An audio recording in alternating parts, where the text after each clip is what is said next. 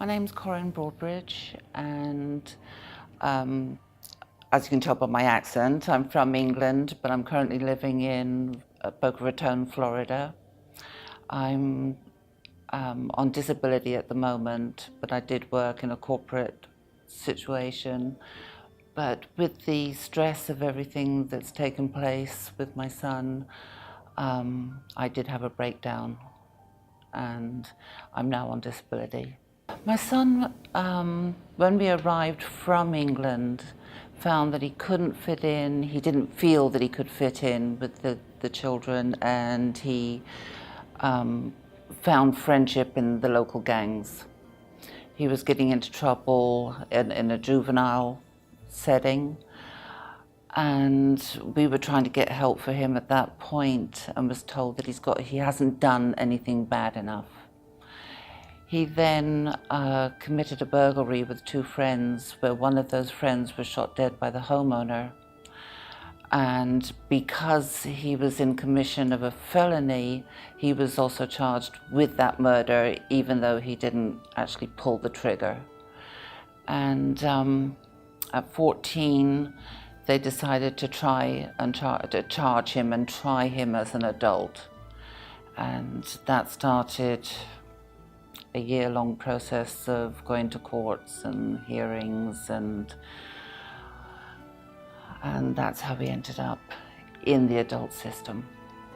It's amazing that, I was very hesitant really to speak to anybody. It's a very immobilizing, scary thing. You don't know who to talk to. You don't know how you're going to be judged by people. And people that I did say what happened, they said, that can't be right. Yeah. How can you be charged with a murder when he wasn't even in the house. He had run out of the house. How can that happen? I said that I had no idea either. Yeah. This is a learning curve for me, and this is what happened. Yeah. The only thing that he did was he got his GED. Apart from that, there was no programs or anything geared. And once he got his GED, there was no offer of more education, higher education, further learning, not even basic life skills of, as he got older, and because he was released when he was 21. For instance, how to open a bank account, how to navigate getting accommodation, how to take care of himself or an apartment, or how to wash clothes. So you had this 14-year-old boy this 21-year-old man with a 14-year-old boy's view of life when he came out. And I think I believe, and I strongly believe, that the prison system should have much, much more programs just in life, how to deal with life, or people end up back inside because they give up, because they don't know. And also the trauma a 14-year-old boy going into an adult system experiences.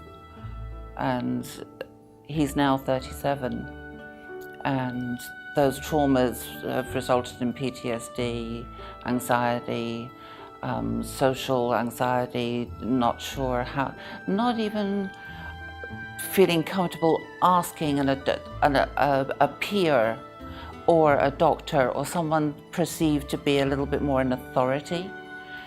He felt that he wasn't able to do that after years of yes sir, no sir, how fast shall I do it, sir mentality in prison. He learned how to fight. He learned how to be afraid. He learnt the worst kind of things or crimes that could be committed. He learned how to hide emotions. There was nothing positive. I think, I've just heard some very good advice, for one thing, for someone who's just been arrested, because the press tend to be there. When I came down to work in the morning, because we lived and worked on premises, the press were parked out, they were camped out. And I was afraid, and I didn't want I didn't want to speak to them. They'd taken awful pictures at arraignment of my son, making him look like a devil. And I just asked somebody from the press, was I right to be afraid? And they said yes. And what she said was, write your own release. Put a story of making this child, a 14-year-old child, to other people, that he's not the devil as portrayed by the newspaper. And that for me was a really good tool, because you're very afraid and you're very lonely and you don't know what to do. But there are forums, and I've helped out a lot on those forums. JPay have one for people incarcerated, and you can speak to other mothers, brothers, wives, sisters of people who are incarcerated who've just found out, or someone who's been there for 20 years. Because when they first get picked up, you don't know how to set up a phone account. You don't know how you can write a letter. You don't know what you can do to make visits. And the other part is be your child's advocate. You go to the court hearings, you talk to their lawyer, you don't take no for an answer. If you're unhappy with the situation, take it up at the jail, the prison level, whatever it is, because you can do it. You have a right to do that. And you've got a right to demand for the rights of your incarcerated person, because they've got very little voice, because they're in fear of what could happen and does happen. So there is instances when my son had awful toothache and nothing was happening and nothing was happening. I called and I called and I spent all day on the phone.